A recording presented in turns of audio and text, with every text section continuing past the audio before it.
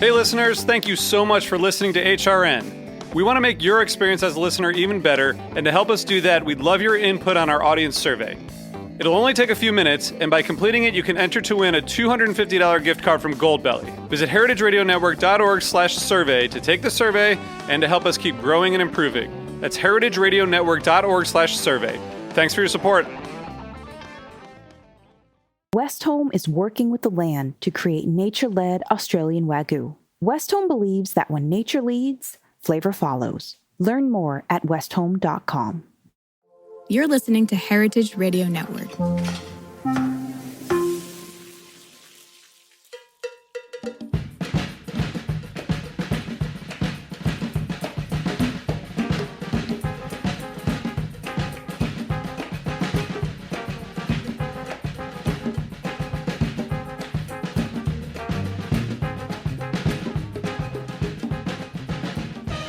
Well, hello, welcome to All in the Industry on Heritage Radio Network. I'm your host and producer, Shari Bayer, and this is our 401st episode of this series, which is dedicated to behind-the-scenes talent in the hospitality industry. Today, my guest is an executive chef and partner at a fantastic Chicago-based restaurant group, and I will introduce him fully in a moment. First, as I do in every show, I will start out with my PR tip, and then later we will have my speed round game, industry news, solo dining experience, and the final question. As the founder of Bayer Public Relations, I'm going to tip the show off with my PR tip of the week. So today's tip is to know that every ending is a new beginning. Yes, it's true. Everything must come to an end, but that also means that it is the start of something new. And while the conclusion of one chapter may feel like a loss, saying goodbye to one thing can clear space for new experiences and opportunities, and perhaps even be a blessing in disguise. So let's remember to embrace change and endings, understanding that every goodbye is actually a new hello. That's my tip today. Okay, so I'm excited to have my guest joining me. It is Bob Broskey, the executive chef partner of RPM Restaurants, which is part of Let Us Entertain You Restaurants.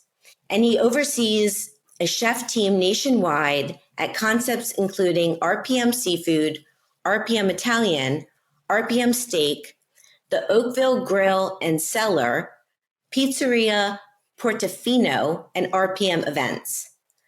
A native of Pittsburgh, Pennsylvania, Bob's journey led him to Chicago, and his cooking experience includes L2O, which was Let Us Entertain You's 2 Michelin-starred seafood restaurant, where he eventually became chef de cuisine.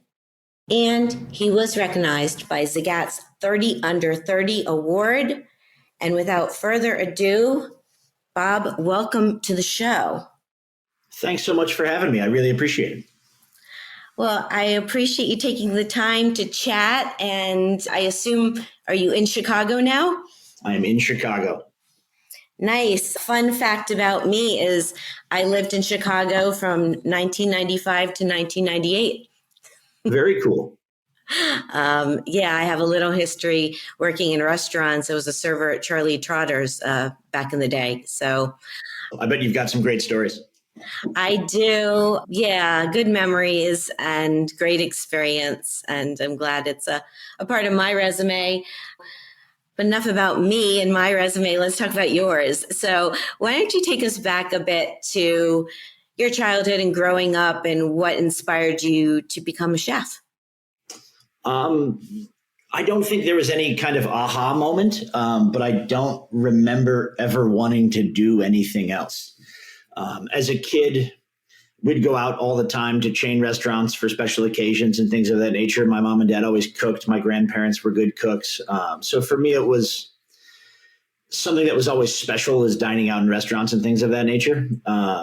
When I was a bit older, I just started getting naturally interested in other things. Like when the Food Network kind of went on cable and things of that nature, I got excited about that. And it just kind of is the only thing I've ever wanted to do. So I've kind of put everything into it. Nice. So what led you to Chicago? Well, it's 500 miles away from home, and I wanted to go at least that far. And when I was in high school, my mom said I couldn't move to New York, so I just went the other direction. I went to University of Michigan. I grew up in Miami, but that's what brought me north. And the proximity of Chicago to Michigan was part of the reason I think I moved there too. So For sure. Yeah, I mean, there's definitely more opportunity, and I moved to go to culinary school, or at least that's what I told myself. I didn't last very long in culinary school. I kind of, I had some background in cooking and working in restaurants throughout high school in relatively high-end restaurants in Pittsburgh. So after about, 6 months, I just kind of got to work.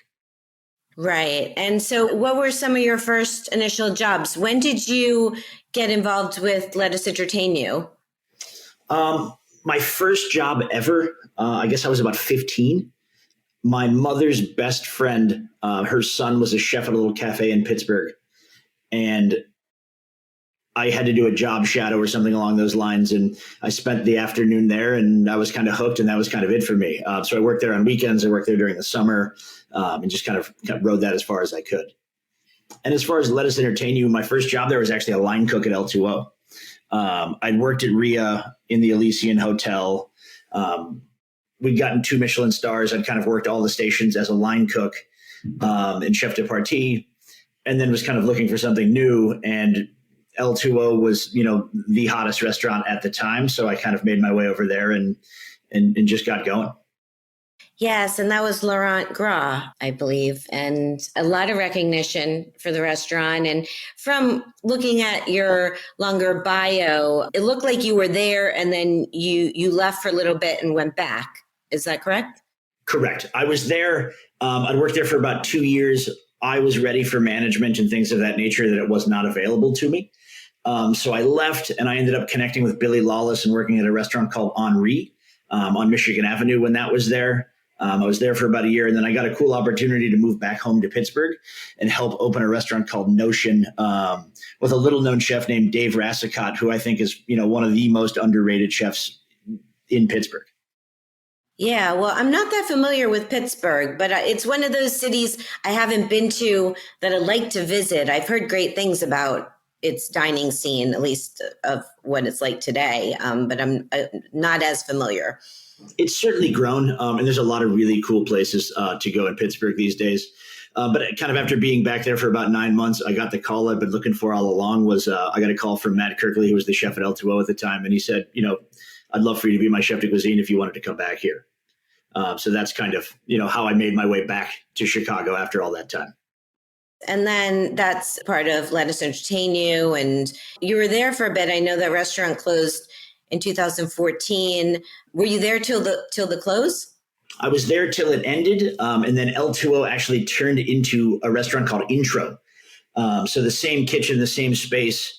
And we kind of turned it into a restaurant incubator where we brought in a guest chef every 3 months and kind of rotated the concept and the menu and things of that nature. I was the executive chef in charge of the day-to-day, making sure finances and staffing and everybody was in a good place there as well. Oh, that's cool. I didn't know. I mean, that concept I feel is something more restaurants are doing these days with bringing in guest chefs, but that's very early on. It was really cool. And I made, some lifelong friends that kind of came through that restaurant. And it's a time in my life that I'll look back at and, always have fond memories of. Yes. So then get us to RPM with getting involved or joining and your title, how it's changed over the years. Sure. I opened a restaurant again with Billy Lawless, who I worked for at Henri. He was opening a restaurant called the Beacon Tavern. I was there for 3.5 to 4 years and kind of opened that restaurant. And that was my baby, and I loved it. But I started, I had a couple kids and moved to the suburbs, and kind of my priorities changed. And Let Us Entertain You reached out to me when they were opening a seafood restaurant because of my background with L2O. And I couldn't really pass it up. I joined as the executive chef for RPM Seafood when that opened, and then kind of evolved into overseeing the RPM brand and then eventually becoming a partner in a couple of years. Well, that's amazing. And congratulations. I mean, I was on your website and I love how it lists everyone, all the leaders and everyone involved. I mean, the company it's quite a large company.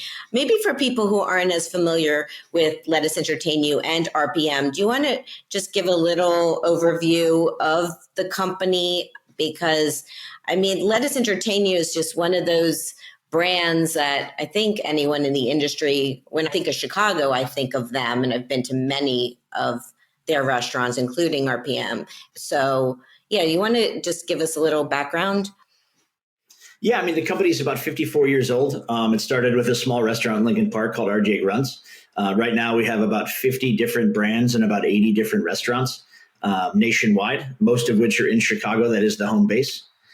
And it's very cool that there's different groups of leaders overseeing different teams and things of that nature, which I think is incredible that, the things that I'm interested in that we are in our restaurants is different than, a different restaurant that is owned by the same company, but we can still work together in great ways and also be independent in great ways. And how involved are Richard Melman and his sons, RJ and Jared, and also with Bill Ranzik and your partner, with RPM? I know he's the R and Melman's the M. So. For sure. They're definitely involved every day. I'd be hard pressed if a day didn't go by that I didn't talk to RJ or I didn't talk to Rich. Jared's very, very involved. Molly does an incredible job with the training for all of Let Us Entertain You. So it's incredible to work for such a large company, but it very much is a family-run company. So it's nice to have that juxtaposition where it does feel very small, even though it's very large. Yeah, I get that feel of it. I think that's a challenging thing to do, though, with such a large restaurant group and multiple concepts. But kudos to you guys for being able to do that and give people that warm hospitality and experience. So what's a day in the life besides when you're podcasting? How do you oversee all your different concepts? Because it's a lot.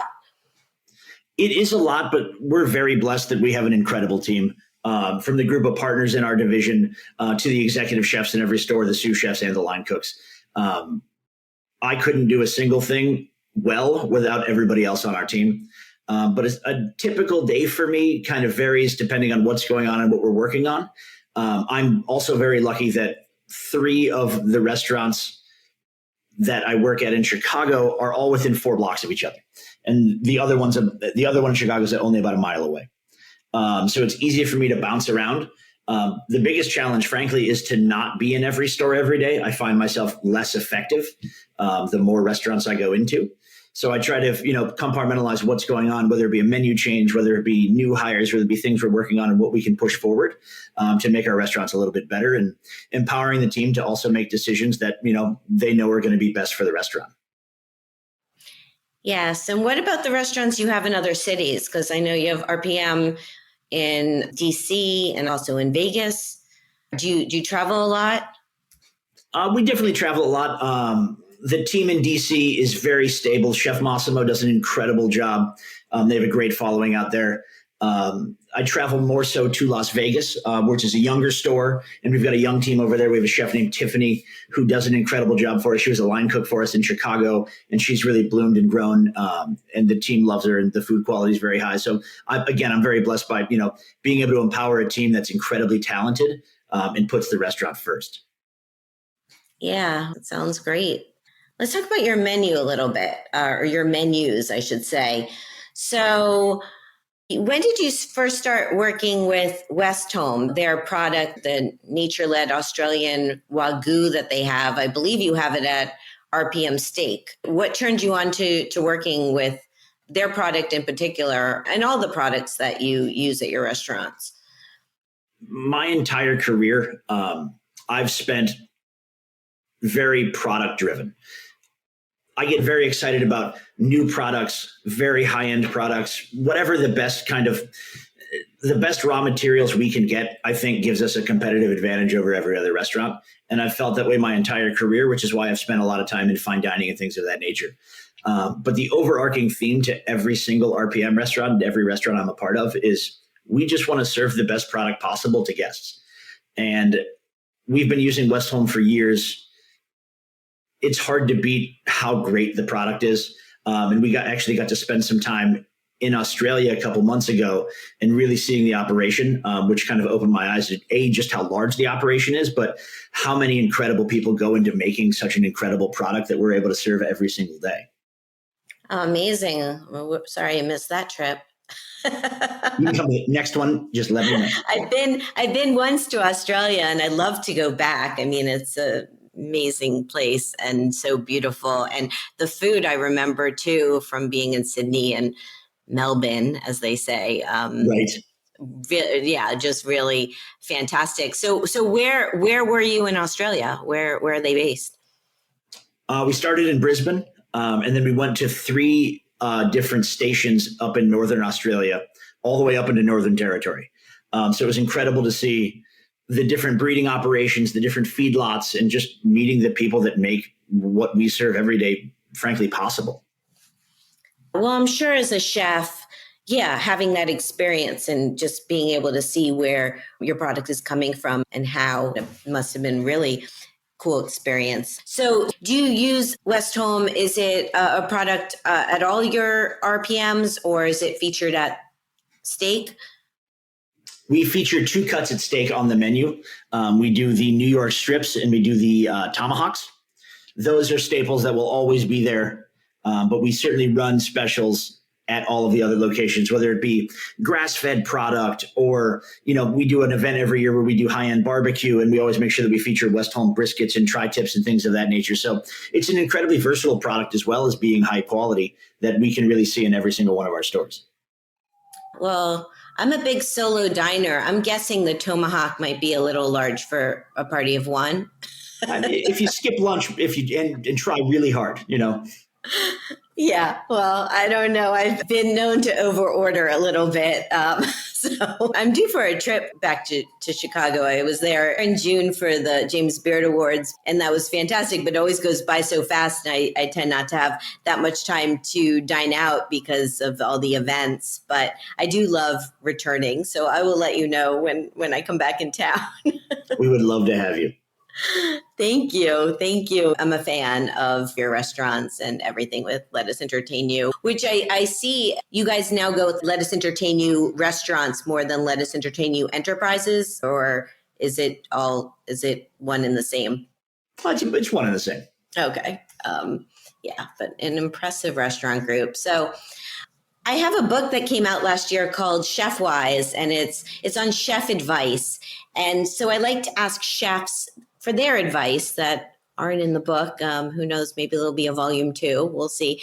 But it can be anything. But what would you say to a young person maybe thinking of becoming a chef or, someone that's considering doing this with their career, some advice that you've learned over the years? The biggest thing for me is you're going to get out of it what you put into it.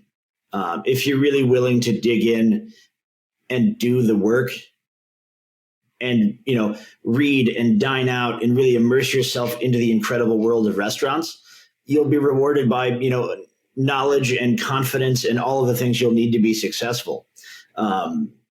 That I stand behind more than anything else is, the more you immerse yourself in what you're doing, the more it's going to become who you are and what excites you every day. And that's kind of how I've always been when it comes to looking at restaurants. And the other thing for young chefs these days is, take your time. You don't need to be the chef right now.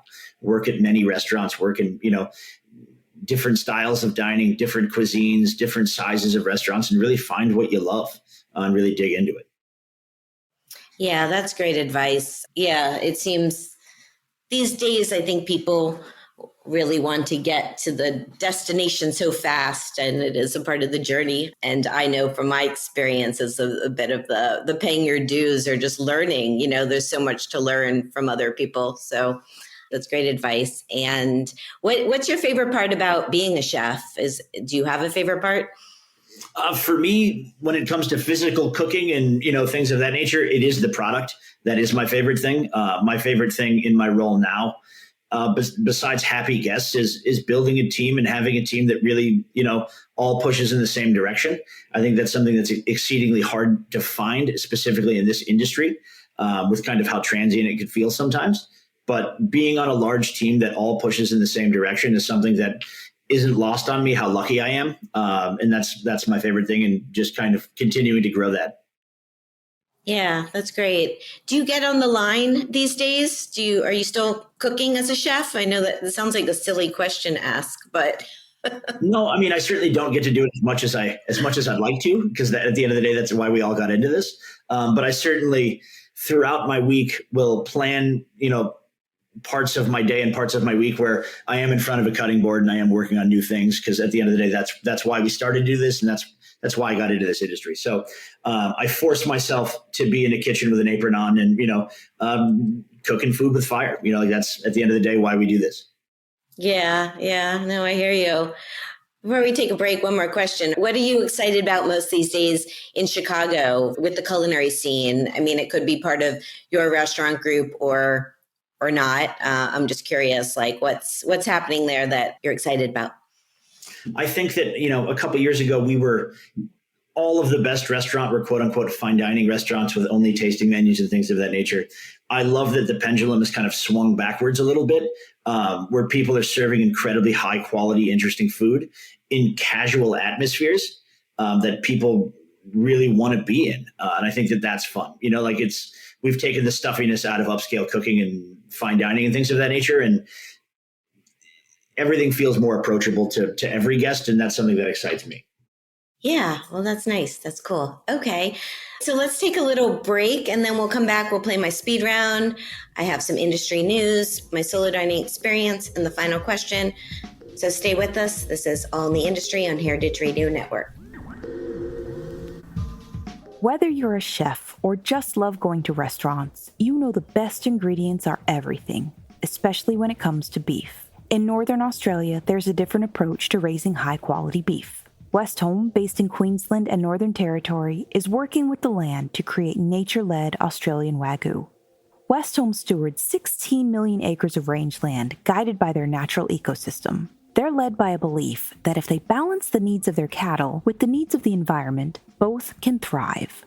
Westholme's team of rangeland experts and nature managers use a variety of tools to monitor and respond to the welfare of the environment, like satellites that assess grass health and on-the-ground research. Cattle are happier when they have the freedom to forage and explore, so Westholme ensures that they can roam wild, foraging at will for the first 2 to 3 years of their lives. Their cows graze on native grasses like Mitchell grass, which is only found in Australia, along with dozens of other plants, herbs, and seasonal legumes. The result is a high-quality Wagyu beef that reflects the terroir of Northern Australia and a flavor suited to complement any cuisine. Westholme believes that when nature leads, flavor follows. Learn more at westhome.com.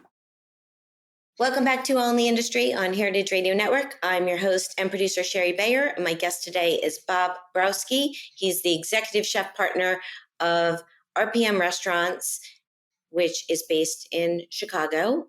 And his concepts include RPM Seafood, RPM Italian, RPM Steak, the Oakville Grill and Cellar, Pizzeria Portofino, and RPM Events. So, Bob, it's time for my speed round. So what this is I'm going to name a couple things and you got to pick your preference, such as chocolate or vanilla. You ready? Great. Here we go. All right, here we go. Eat in at home or eat out at a restaurant? Eat in at home with my children, out at a restaurant with just my wife. All right, like that. How about indoor dining or al fresco dining? Maybe depends on the season. Al fresco for lunch, indoor for dinner. Okay. Wine, beer, cocktail, mocktail, or champagne? Wine. Tasting menu or a la carte? A la carte. Small plates or large plates? Small plates. Communal table or chef's counter? Chef's counter. Tipping or all-inclusive charge? All inclusive. I feel like I might have stumped you there for a second. That one, I like to say it can be its own show. For sure. It certainly can.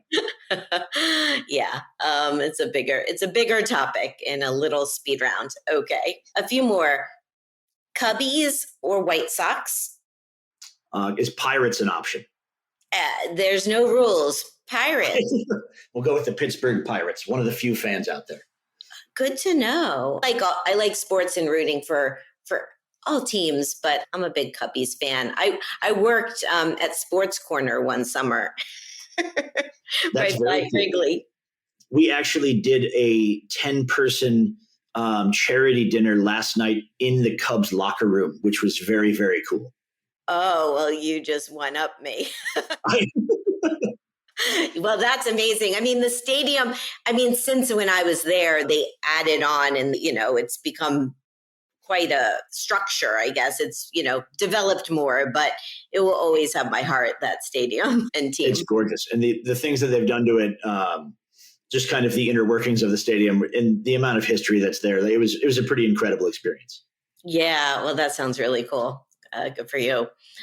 Okay, how about, this is a little, I guess, silly one, but I'm going to say E! or The Apprentice 2004. Can you follow this? I feel like the right answer is both. Well, I remember watching Juliana on E! all the time, and Bill Rancic was the first winner of The Apprentice back in the day. Yeah. I don't spend much time watching TV. Even back then, I spend most of my evenings in restaurants. But getting to know both of them has been incredible. They're the best partners to have. That's wonderful. I've never met them in person, but I feel from what I know from their online personalities, TV personalities, they seem very likable, and I'd like to meet them one day, and I'm happy for their success. So definitely, like I said, they're wonderful, and there are no two more supportive partners to have. Yeah, well, that's cool. Okay, the last two are cheese plate or dessert. See, that's tough. Oh, this is going to be the one that gets you. I feel like it's got to be dessert. I love a cheese plate every now and again, but I feel like dessert wins. Okay. I need to know, is there a go-to dessert you have on one of your menus that would be like the must order or your must order? I mean, for me, it's, if we're going to do it, let's go decadent. It's the 14 karat chocolate cake at RPM Steak is kind of that iconic dessert for us. Yeah, I hear you. Also good for a party of one. Absolutely. Okay, and the last one I have is Manhattan, Brooklyn, or Chicago. Chicago. Yeah, I thought that would be an easy one for you, but a little hesitancy. No, not at all. Not at all. Cool. Well, yeah, Chicago's an amazing city. Really, really great. So, okay, so that's the game. That was harder than I thought.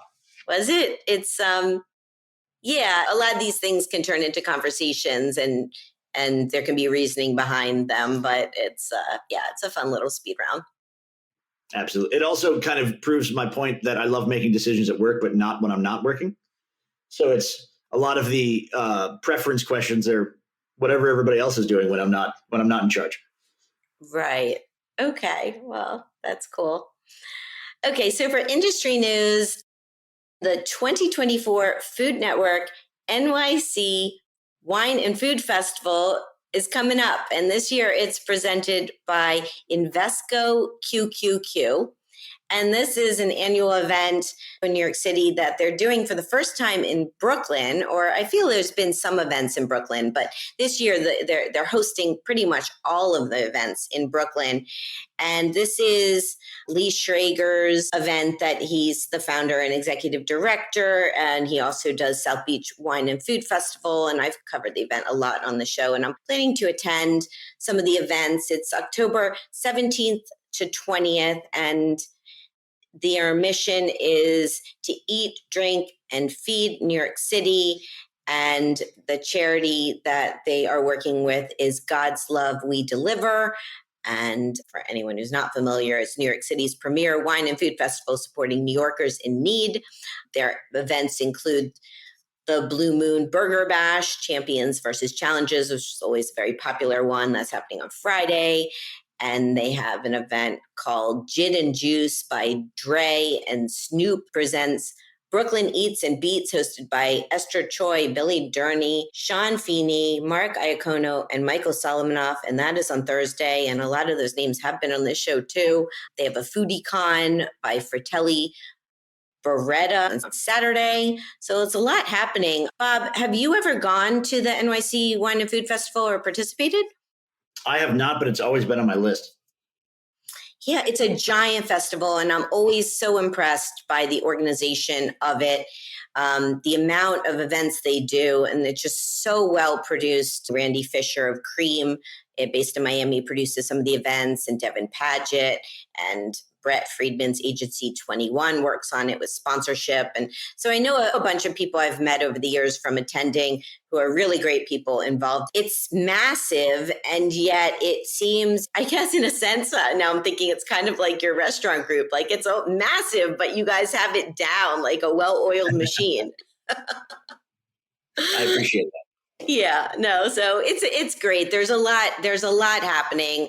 As I said, it's the first time they're doing the main big walk around tasting events all in Brooklyn at the Brooklyn Army Terminal. And anyone interested, there's still tickets available. You can go to nycwff.org and find out more about all the different events and get tickets. And there's also a ferry that they're providing from Wall Street to get over to Brooklyn. And I believe the information is also on their website. I mean, there's other ways that you can get there via car, the train, but it's kind of cool that there's a ferry. I've done that a couple times, taking the ferry over to like Red Hook, and ferry transportation is nice. I feel I don't do it enough.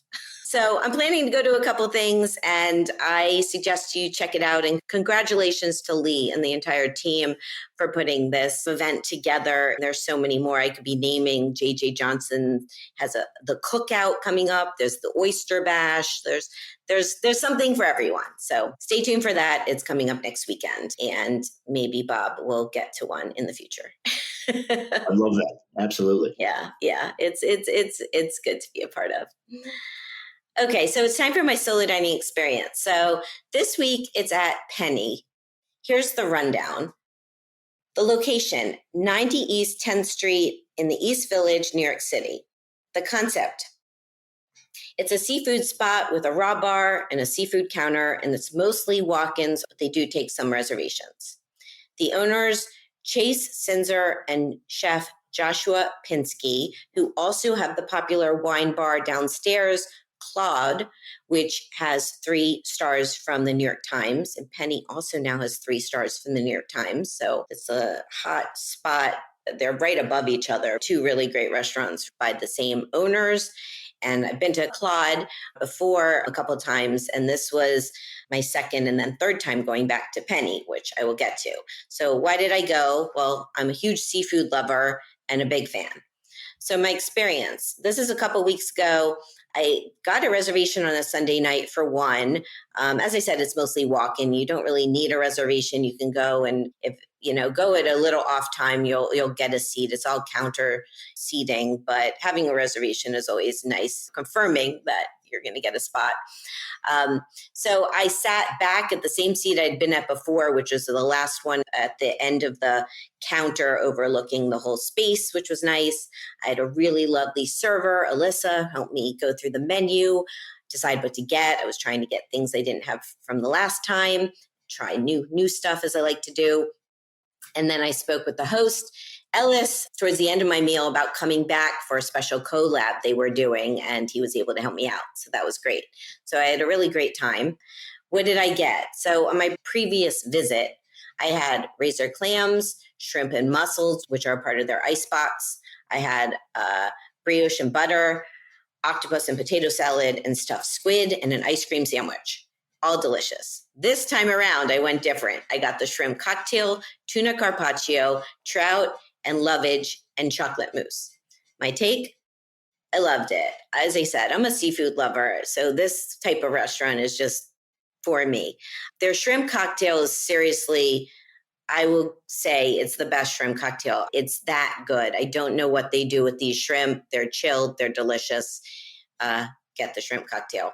And everything there, I mean, if you like seafood as much as I do, you can't go wrong. The tuna carpaccio was great, the trout. And if you like chocolate as much as I do, get the chocolate mousse. It was completely heavenly. Okay, so the ambiance. This is, as I said, it's above Claude on the second floor, and it's a long rectangular space and has a long chef's counter and white marble. And the chef's counter takes up the whole space. There aren't tables. So if you're a chef's counter type person, this is a place for you. I'd say it's perfect for going solo or with a friend to sit at, because you're sitting at the counter. If you're going with multiple people, it might be a little harder to talk, but don't let me stop you from doing that. Interesting tidbit. So as I mentioned, Penny received 3 stars in the New York Times. They also were on this year's The Restaurant List 2024 by the New York Times. And this is their 50 favorite places in America right now. There's just 4 places in New York on that list. So that's quite an accomplishment. Personal fun fact. So I went back the next night, believe it or not, I did, because the next night they were doing a collab with Found Oyster, which is a seafood restaurant based in Los Angeles that I'd been to before that I loved. And so I went back. The owner and chef Ari Kullander was there, and this time ordered things from his menu.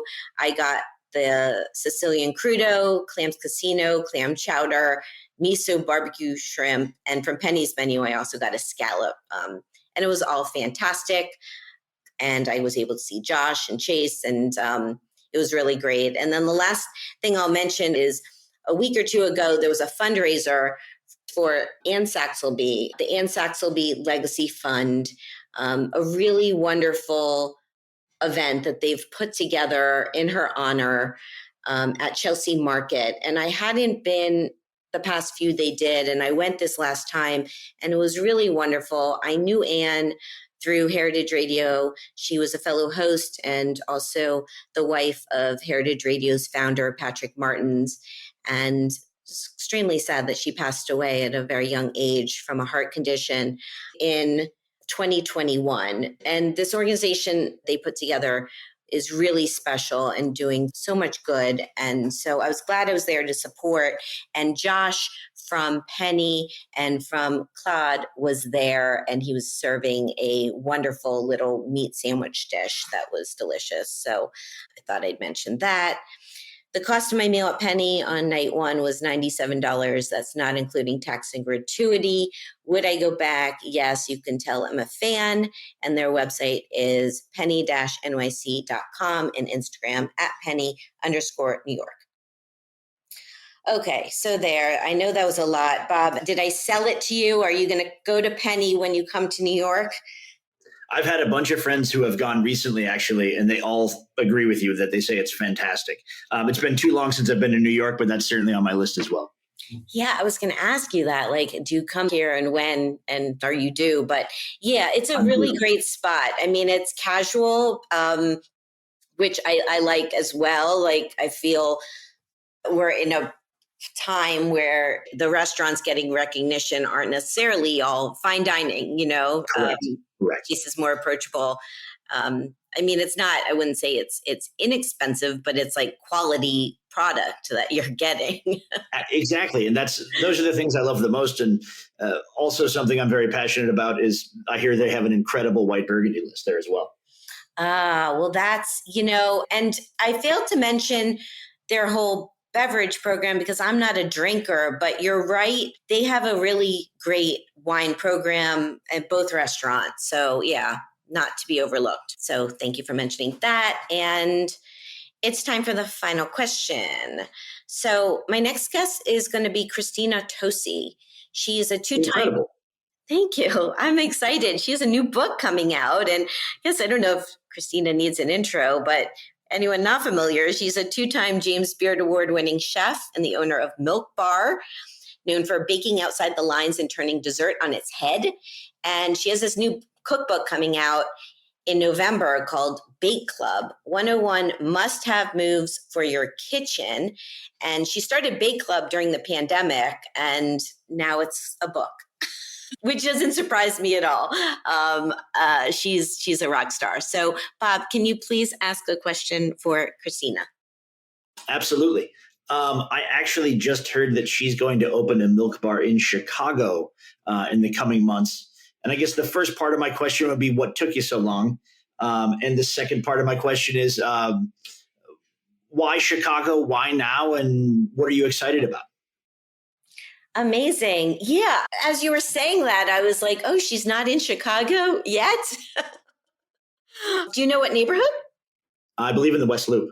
Yeah, that would have been my guess too. I will find out. And it's amazing to see the West Loop when I go back, because I was in Chicago from 95 to 98. And so the West Loop with Blackbird opening in 98, 99, it wasn't a neighborhood yet, or at least it wasn't what it is today. 100%. It's changed a lot. But it's a very cool neighborhood now. A lot of great places to live, a lot of great places to shop, definitely great places to dine as well. It's a very cool neighborhood. Yeah, I agree. I like staying over there or just visiting, because you could just hop around and there's so many great restaurants, and it has a good vibe. So, all right, well, good to know, and good for Christina, and I will find out her answer. So thank you. That's the show. Thank you so much for joining me. Thank you. You've been incredible. Aw, that's nice. You've been incredible. I appreciate you sharing, so much about your company, and I can't wait to come back and visit all your restaurants. I have options. I have lots of options. Definitely. We would love to host you next time you're in town.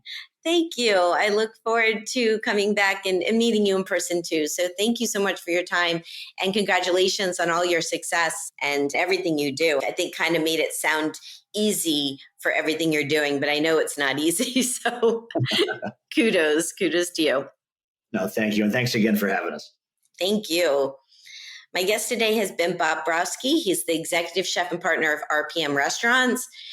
His websites are rpmrestaurants.com and lettuce.com, and on social media at Lettuce Entertain You, at Bob Broskey, and at RPM Steak. Well, that's one of the handles. I think there's handles for all the restaurants. If you want to find out more about Westholme and their products, their website is westholme.com, and that's WESTHOLME. You can follow me at Shari Bayer, at Bayer PR, and at All Industry. My Facebook page is All in the Industry. My websites are BayerPublicRelations.com, ShariBayer.com, and AllInTheIndustry.com. My YouTube channel is All in the Industry, and all of our shows are archived at heritageradionetwork.org. We are also on Apple Podcasts and Spotify. You can check out my book, Chefwise, Life Lessons from Leading Chefs Around the World by Phaidon, available wherever books are sold. And I have a big announcement. So this is actually going to be my last show on Heritage Radio Network. Yes, after 11 years and 401 episodes, it's time to say goodbye. But as with my PR tip, every ending has a new beginning. So I'm looking forward to the future. I love doing my show, and I will be continuing to tell the stories of behind-the-scenes talent in the hospitality industry. So please stay tuned for updates by following me on Instagram at All Industry and at Shari Bayer, and that's ShariBayer. And you can also follow my Facebook page, All in the Industry, for updates. Many thanks to Heritage Radio Network and the entire HRN team for their support all of these years. I will miss recording in our little shipping container in the backyard of Roberta's in Bushwick. A lot of fond memories there, as well as deliciousness. Wishing everyone the best. And thank you to my loyal listeners for tuning in week after week, year after year. It's been quite a run, and I'm truly grateful. As I said, I will be continuing to podcast, and I'm excited to be chatting with Christina Tosi soon, as well as other amazing leaders in our hospitality industry. So once again, stay tuned for updates on Instagram at All Industry and at Shari Bayer, and on my Facebook page, All in the Industry. Thanks to my engineer today, Armin, and again to Bob and his team, and to Heritage Radio Network. I'm your host and producer, Shari Bayer, signing off from All in the Industry on Heritage Radio Network. Thank you for being part of my journey, and as always, for being part of All in the Industry. Bye.